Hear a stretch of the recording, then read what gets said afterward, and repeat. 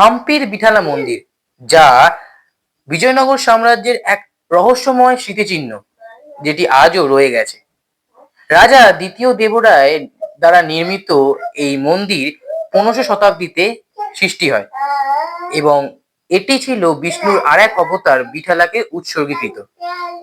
একসময় তুঙ্গভদ্রা নদীর তীরে হাম্পির মাটিতে দাঁড়িয়েছিলেন রাজা দ্বিতীয় দেবরায়। হঠাৎ ওনার মনে জাগলো এক দেব স্বপ্ন, পিঠালা দেবতার আহ্বান। তিনি 1424 সাল থেকে 1446 সাল পর্যন্ত শাসন করেছিলেন এবং এই মন্দির প্রতিষ্ঠা করেছিলেন। পরবর্তীকালে এই মন্দির আরো সমৃদ্ধ হয়।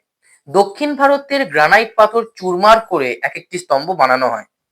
রাজা মহানবমী উৎসবের দিন এই মন্দিরের উদ্বোধন করেন এবং সেই দিনই বীণা ও ঢোলের সঙ্গে মিলে এই স্তম্ভগুলো প্রথম সুর তোলে।